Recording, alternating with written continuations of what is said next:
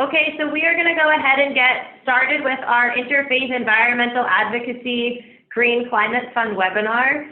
Thank you to all who are joining, and thank you in advance to everyone who will be presenting on this webinar. My name is Rachel Landman, and I am from the Religious Action Center of Reform Judaism.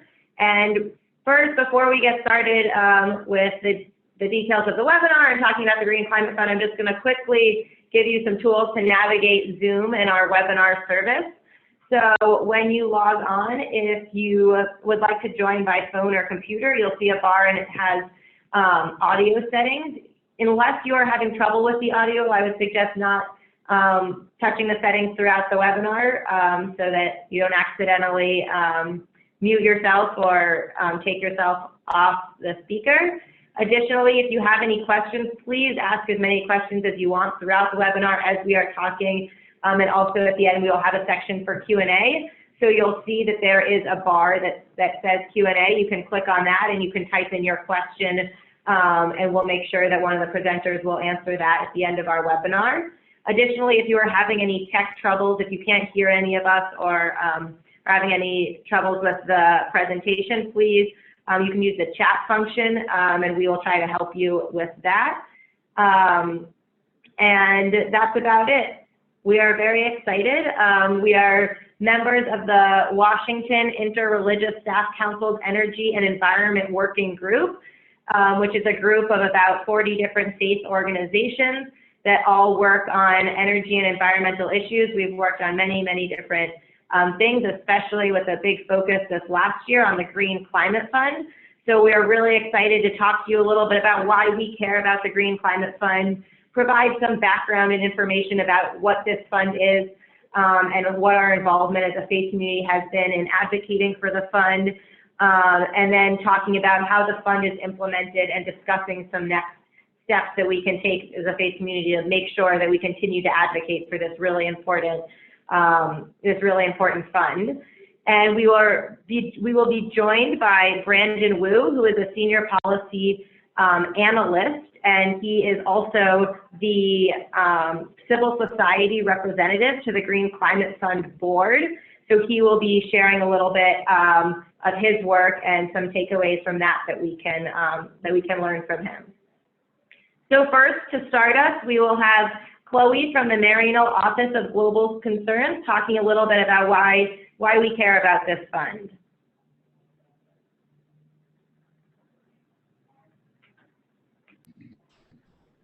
Great, thanks.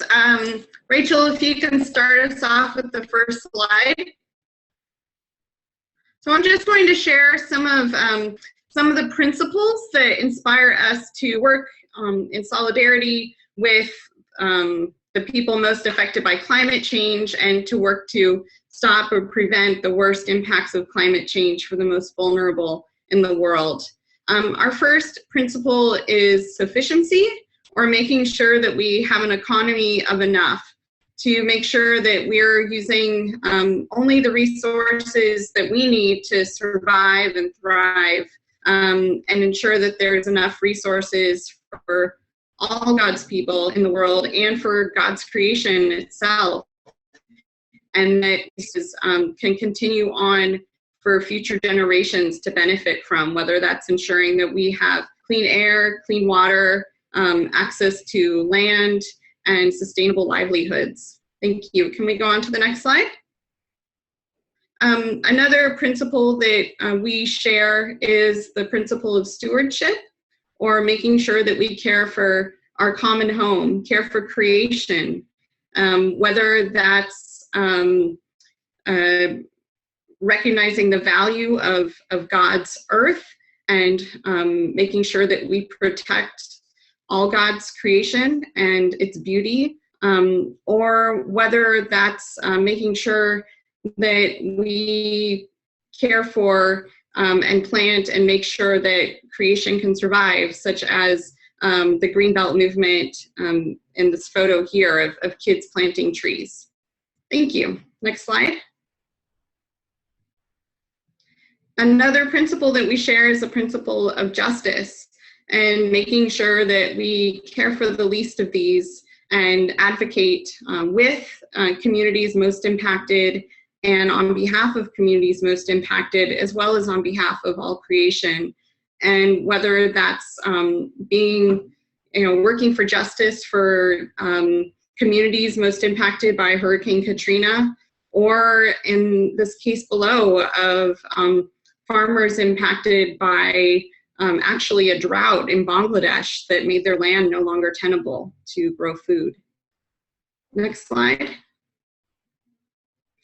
We also share the principle of solidarity among people of faith, among our neighbors in the global south, in Asia, Africa, and Latin America, with our brothers and sisters throughout the United States who are most vulnerable, and with children and women and indigenous communities and other ethnic minorities.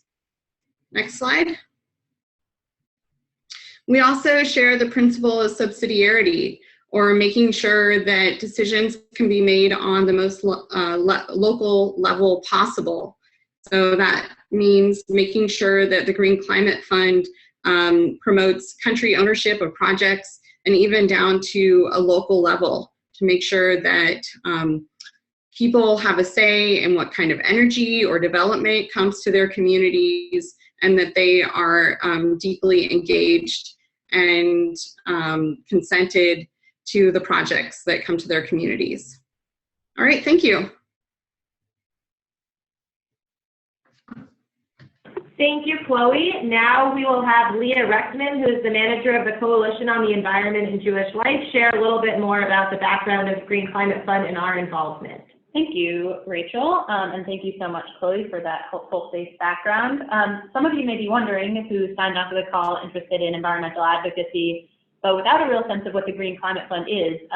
What is the Green Climate Fund? What's this thing that the entire faith-based, interfaith environmental advocacy community is working on so hard? So just a little bit of basics on the fund, and then what's happened with it over the past 2 years. And then finally, I'll get into how we've all been involved in DC and how many of you have been involved around the country. So the Green Climate Fund is an international resource for both adaptation and mitigation for developing countries. Adaptation means things like climate resilience, infrastructure. A lot of countries are experiencing things like rising sea levels. You need certain amounts of funding to do adaptation projects to deal with that issue.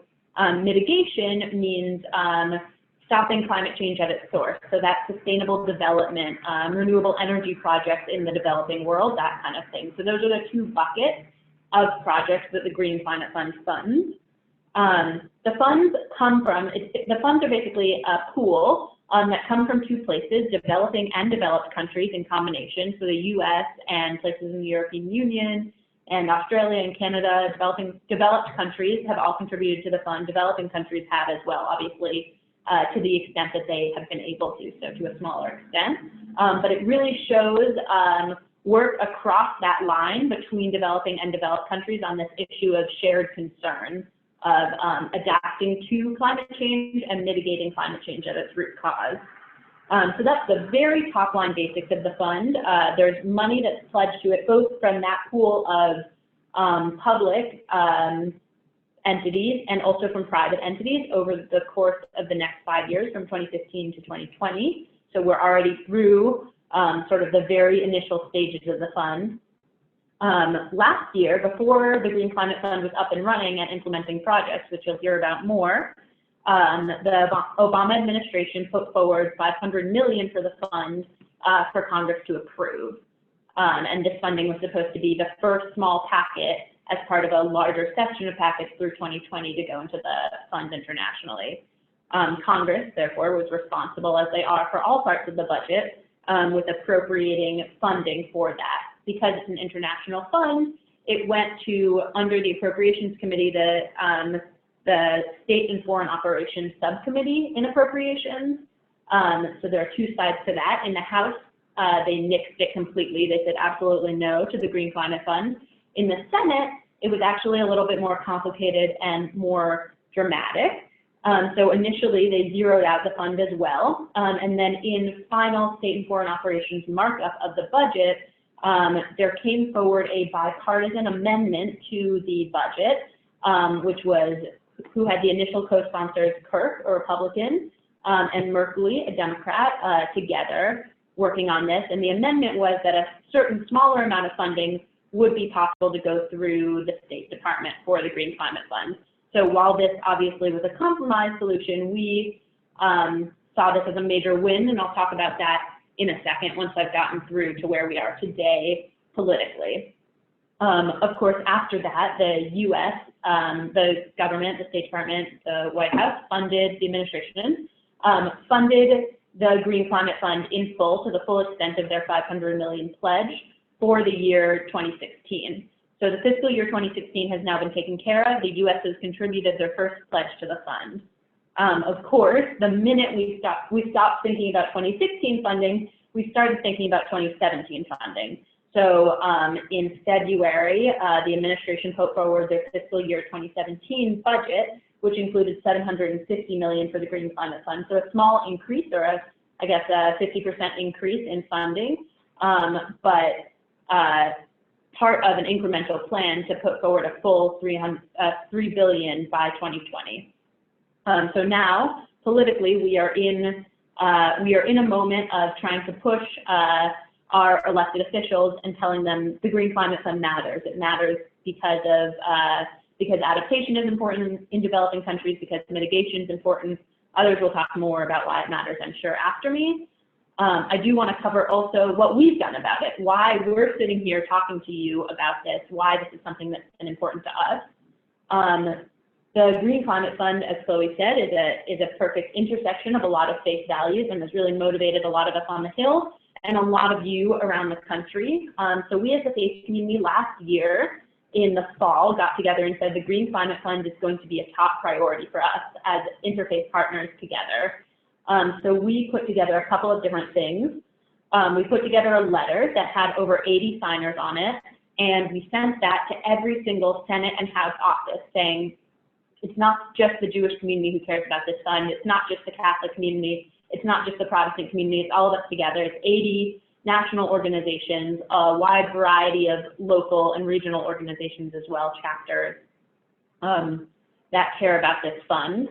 And we not only sent that to the entire Hill, several of us here in DC literally walked into every Senate office and dropped off that letter and talked to any staffer we can get our hands on to say, this is something that's important to us.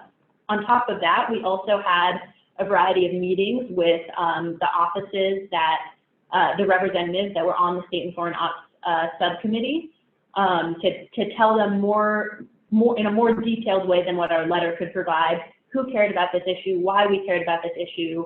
We helped them if they were uncomfortable or uneasy supporting it for various reasons having to do with, climate denial or environmental priorities. We helped them see how much it mattered to their voters, how much it mattered to their constituents, and how much it was their moral obligation.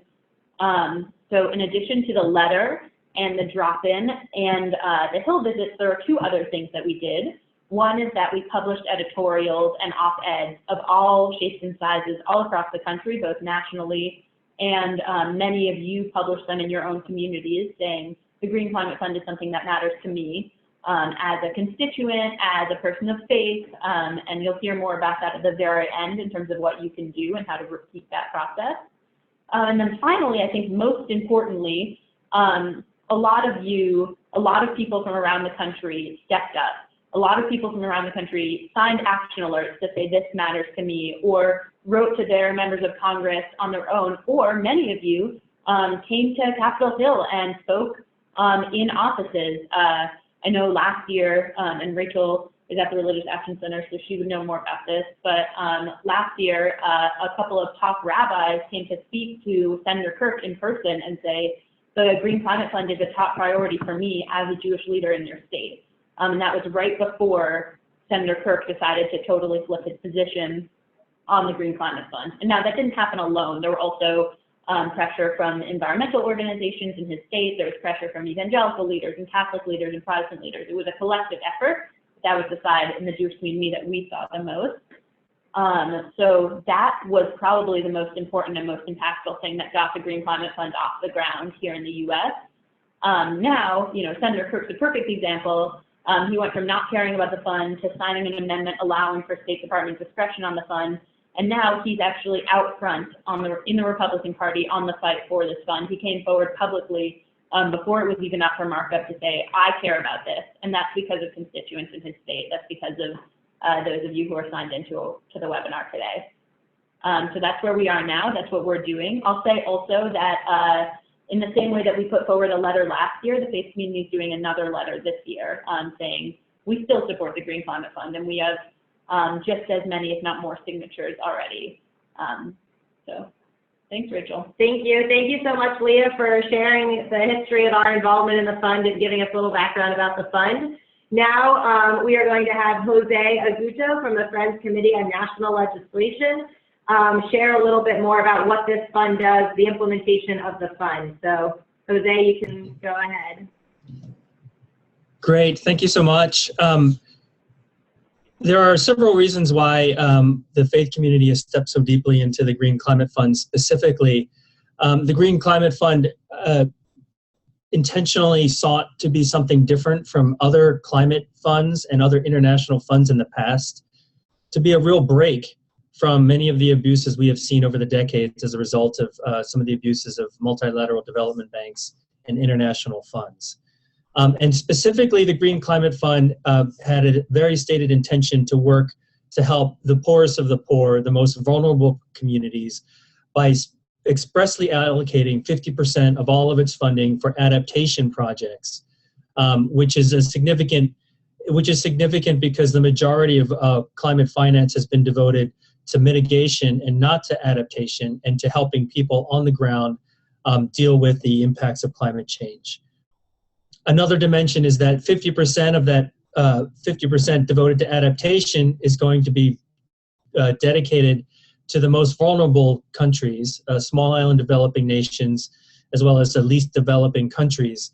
And so we see the GCF as intentionally stepping in with compassion for the most vulnerable peoples, and we ought to definitely be supporting them in an express way, unlike any other fund has done so in the past.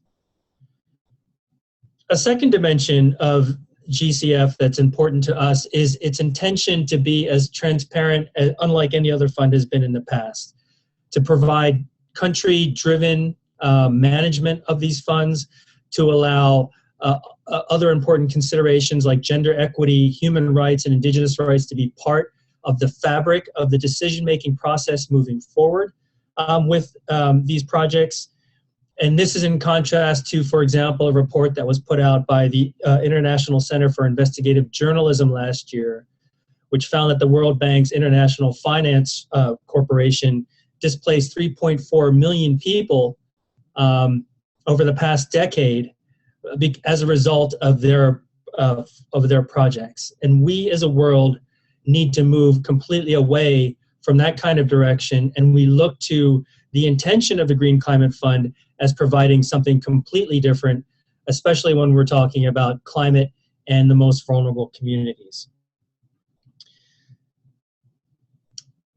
Thirdly, the Green Climate Fund came out with its first tranche of projects, funded projects in November of last year. They awarded 8 projects for adaptation, primarily for adaptation purposes, to the tune of $168 million. Some of those projects are promising. There is a project in the Maldives and in Fiji and in Bangladesh, each between $24 to $40 million apiece, that collectively would directly benefit nearly 500,000 people. So we can see through these projects the potential to serve a huge amount of people in preventative measures that enable them to adapt to the impacts of climate change. However, we are expressing concerns, and Brandon is going to go in much greater depth about this, about the actual implementation of the guidelines of the Green Climate Fund, their adherence to social safeguards, and their consultation with directly impacted communities. And in this regard, we have expressed some concerns with some of the representatives of the Green Climate Fund, and we in the international community want to make sure that the principles of the Green Climate Fund remain consistent throughout its implementation, and so that we can ensure that the most vulnerable peoples are protected. So thank you for this time. Thank you so much, Jose, for that overview. Next, as I said earlier, we are excited to have Brandon Wu, who is a Senior Policy Analyst at ActionAid USA, join us with his background as the former elected civil society representative to the Green Climate Fund Board, of which he was a member from 2013 to 2015. There are two civil society representatives on the Green Climate Fund Board, one from a developed country and one from a developing country. And they sit on the board as observers without any decision-making power, but with the ability to speak and intervene on behalf of the civil society. So thank you for joining us, Brandon. We look forward to hearing what you have to say. Great, thanks for having me. Thanks to WISC and all the host organizations for the invitation. So actually, a lot of the stuff that I wanted to say has been covered to a certain extent. But let me see if I can just sort of fill in some gaps. So first of all, the organization I work for is called ActionAid. We're an international development and human rights organization. So we come at climate change from the perspective of how it's impacting the most vulnerable. And so obviously a lot of common ground with this group. And that's precisely why we have been working on the Green Climate Fund. We see climate finance, meaning the transfer of public resources from developed to developing countries. We see climate finance as really a core part of the obligation for climate action for wealthier countries like the United States. And the Green Climate Fund we see as currently the best option that's out there for getting that money where it needs to go. So a couple things. As was said, I've been following the GCF since since 2012 or so, and for the last 2 years as a representative on the board. So happy to answer, any questions related to how the GCF is going to work and what the policy design looks like. But a couple basics, just filling in a couple gaps. So right now, the GCF has received just over $10 billion US in pledges for a period leading up to 2018. So of that $10 billion, the United States pledged $3 billion of that. As Leah mentioned, we've sent in $500 million of it, and the administration has asked for an additional $750 million for the next tranche of that contribution. So that is quite a bit of money, particularly compared to any other multilateral climate fund that's out there. But I think it's necessary to put it in context. So in the broader UN climate negotiations, developed countries pledged $100 billion per year in climate finance by 2020. And that is a recognition that the scale of the problem is quite large. Actually, even $100 billion is not enough to fund both mitigation and adaptation in poorer countries around the world. So, if we reach the $100 billion goal, the US share of that would be $25 to $30 billion, and that's per year. So the initial pledge we've made to the Green Climate Fund is $3 billion over 4 years. So we've got a long way to go. Those numbers sound really huge, but just to put them in context, we spend, as the US, about $37 billion a year on fossil fuel subsidies. So like everything having to do with the budget, this is really a question of priorities. Let's see, so as Jose said, the first round of projects was approved last year. The goal is to approve $2.5 billion worth of projects by the end of this year. So the board has a busy year ahead of it, getting project proposals in the door, approving them so the fund can start getting to work. So I want to say a few things about Green Climate Fund policies, and Jose touched on these a little bit. And they also tie back quite a bit to the principles that Chloe went over. So the fundamental question is, why do we need the GCF? Why is it better than existing institutions that are out there, like the World Bank's Climate Investment Funds or the Global Environment Facility, or any number of other international financial institutions? So I want to highlight a couple key things. One is balanced governance. The Green Climate Fund is governed by a board that is half developed and half developing countries. They operate by consensus. So there's a greater buy-in and legitimacy from all countries, including recipients. That's in contrast to, say, the World Bank, which is primarily a donor-driven fund, where the more money you put in, the more decision-making power you have. So the GCF is a recognition that the voices of recipient countries are equally important. Second is this concept of country ownership. And so taking it a step further beyond saying that the voices of recipient countries are important, and actually saying, well, the voices of people living in those recipient countries are important. And so there are mandates for stakeholder consultation, mandates for really strong social and environmental safeguards, mandates for gender sensitivity, all these things that center around the idea that in order for the Green Climate Fund's activities to be just and sustainable and effective, they need buy-in from the bottom up. They need buy-in from the people who are actually going to be affected, as well as from governments, both recipients and donors.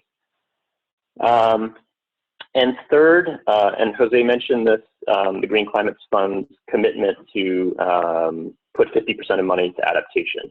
To date, only about 15% of climate finance has been going towards adaptation. Mitigation is easier to fund, it's easier to see results, it's easier to get a return on investment. And so adaptation has gotten kind of short shrift, and the Green Climate Fund is seeking to address that. And the last thing I want to mention is something called direct access. And this goes back to the principle of subsidiarity that Chloe mentioned. Direct access means that institutions in developing countries, so that could be national level banks, national level government agencies, local institutions like NGOs or even cooperatives, should be able to access money from the Green Climate Fund directly without having to go through an intermediary institution like an international, say, multilateral development bank or the World Bank. And that means that actors on the ground in developing countries will have more control over how the money is spent. The premise being that they know better how the money should be spent compared to a bureaucrat sitting in the World Bank or here in Washington, D.C. So that's a really kind of innovative part of the GCF is this potential for direct access that's really going to improve the level of country ownership, the level of buy-in, the level of inclusive consultation around how GCF money is used. So all these principles exist on paper, and these are all the reasons that we've been supporting the GCF for several years now. Now, as Jose mentioned, nothing is perfect, so it still remains to be seen how these things will be implemented. There's been at least one of the 8 projects that was approved last November had some problematic things around inadequate consultation of indigenous peoples. And so this is all kind of an ongoing work in progress, right? And it's going to require a lot of engagement from civil society, both at the policy level with the board, but now especially at the implementation level on the ground in developing countries, kind of doing the monitoring and tracking to make sure that Green Climate Fund money goes where it needs to, supports the most vulnerable, and is doing the things that we want without negative side effects. So I think I'll stop there. The sort of takeaway, I think, for me is that the GCF, is a work in progress. There are things that we need to keep fighting for and keep working to get improved, but it is the best institution out there that we've got right now for us to be channeling climate finance to support the poorest and most vulnerable.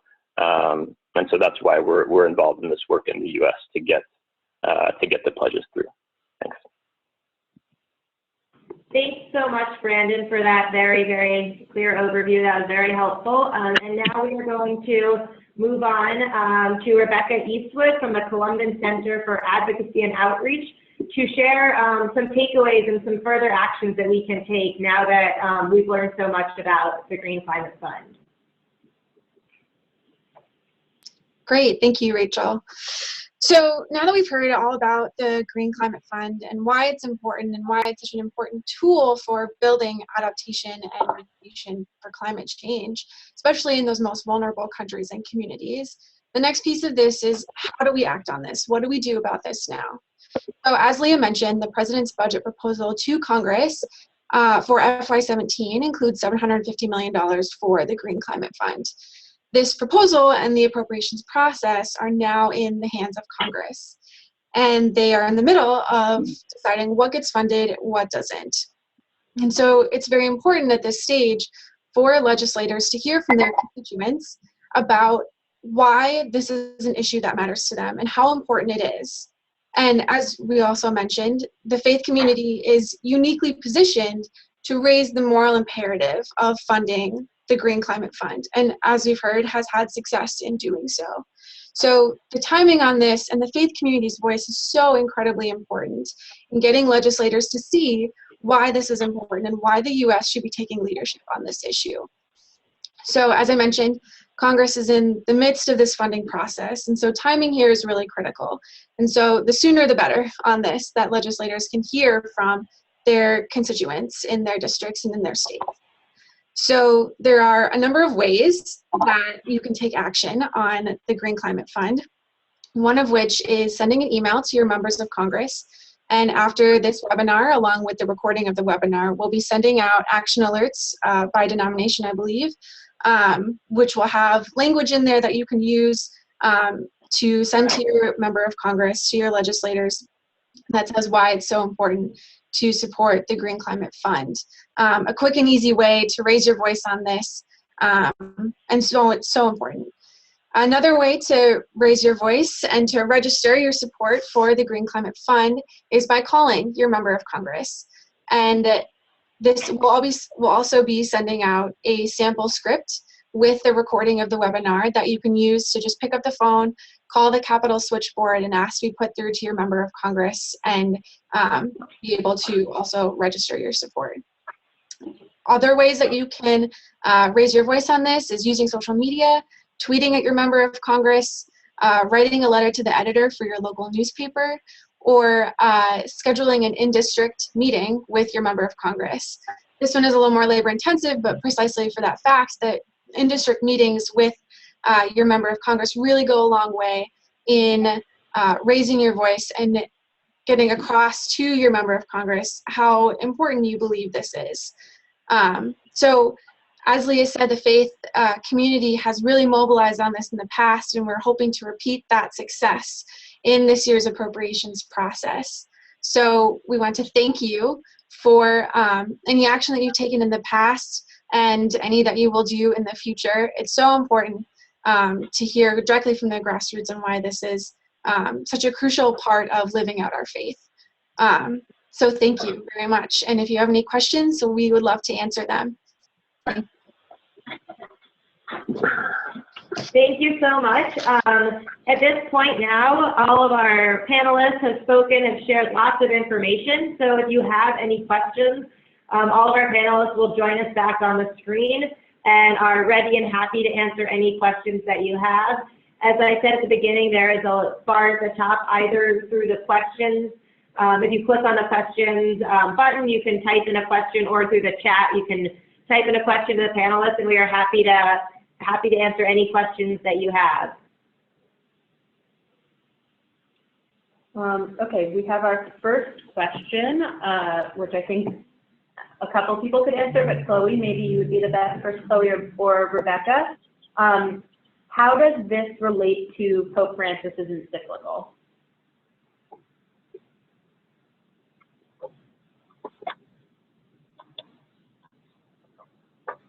I can take a stab at that.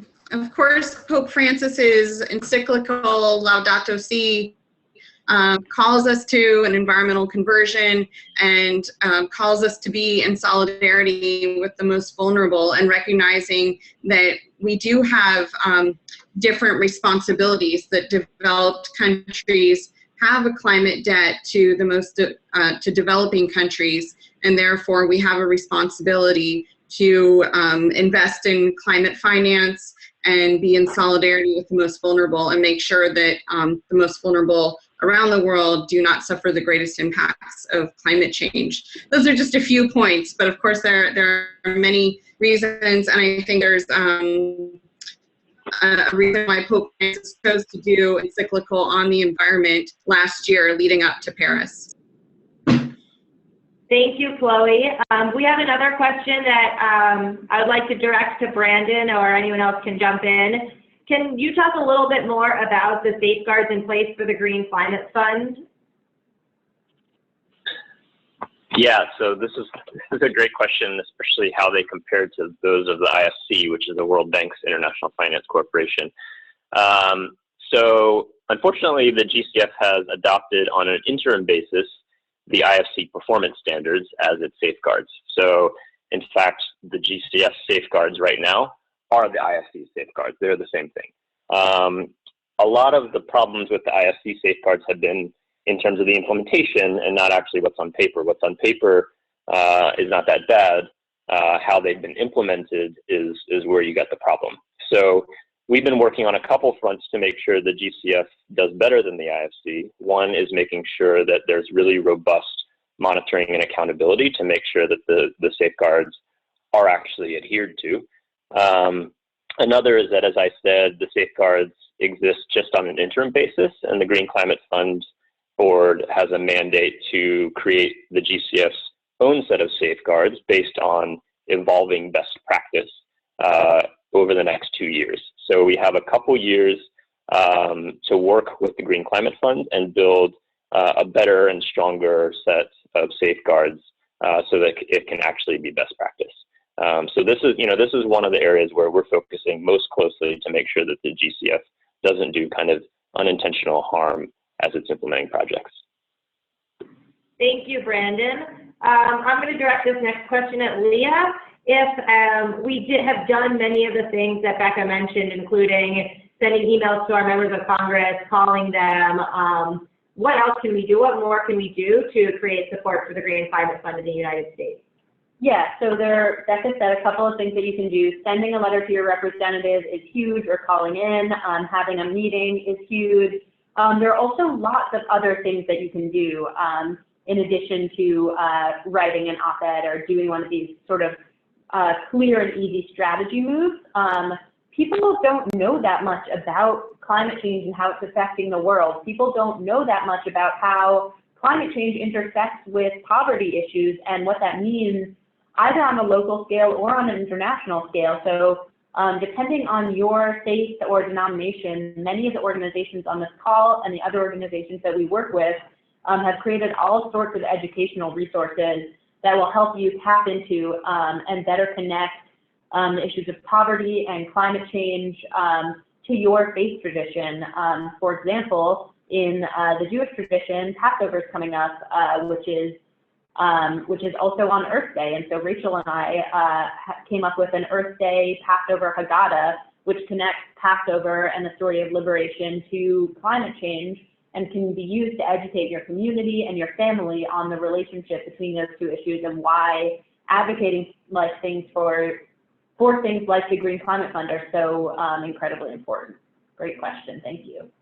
And then the next question we have, this, I think anyone can talk to this one, is we talk about government investments and advocating for the U.S. to invest in the Green Climate Fund, but there is also private sector investment. So can someone talk a little bit briefly about private sector investments and how to kind of go forward with that? I'm happy to take a stab at that one, and others can add. So you're right, the GCF in principle is set up to accept all kinds of money. So from governments, from the private sector, from foundations, potentially from individuals. A couple things I'll say about that. One, there aren't actually policies and legal frameworks in place yet for the GCF to accept money from anything but governments. That's kind of the traditional way for a fund like the GCF to get money. And so that's what they're set up to do right now. They need to to create some policies about how they're going to get money from the private sector, for example, before they're ready to do that. And so I would guess it's at least they're at least a year away from actually being able to accept those kinds of contributions. The other thing I would say is that there is a particular importance that we place on funding from governments, public money from governments.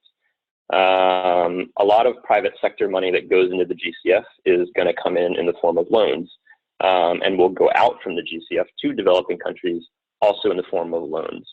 Now, there's nothing necessarily wrong with that. For a lot of renewable energy projects, for example, loans may be an appropriate instrument. But in other cases, they may not be.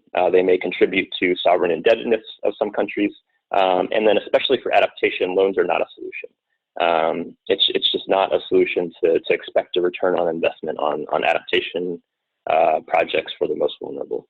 So that's where, you really have, a particular importance on public money from governments and potentially, grants from charitable foundations and so on. But that's the reason that we've been so focused on government contributions today. Thank you, Brandon. I think I actually might have you stay on the line for one more question. We had a question about how organizations can apply for funds under the Green Climate Fund, if that's something that's clear on the website or where you can direct them to. Yeah, so the Green Climate Fund distributes money through what are called accredited entities. So there is a whole process to get accredited with the GCF to manage its funds and implement projects and so on. You have to meet all of their fiduciary standards, meet all of their obviously social and environmental safeguards. You have to have a gender policy. There's all these sort of benchmarks you have to meet. The application process is detailed on the website, gcfund.org. I can't recall exactly where, but there's a section that basically says get accredited, and then under fine print they have all the forms. I will say that as civil society at the board, we've really been pushing for primarily developing country entities to be the ones to get accredited and manage GCF funds. Because what we want to do is we want to build capacity in institutions in recipient countries. That's where capacity needs to get built if we want sustainable interventions and interventions that work in the long run. And I think there's certainly a role for international organizations and organizations based in developed countries to have a role in particularly monitoring of GCF implementation. But for me, the folks that we want really managing the money are folks in developing countries. But all that said, all the information is on the website, and I'm happy to send a link to folks later. Thank you so much. So we have only about 5 more minutes, so I'm going to ask our final question, and any of the panelists can jump in and answer this question. As kind of a vision, what do you see the Green Climate Fund looking like in the next 10 years? What's your vision for the fund over the next 10 years and going forward?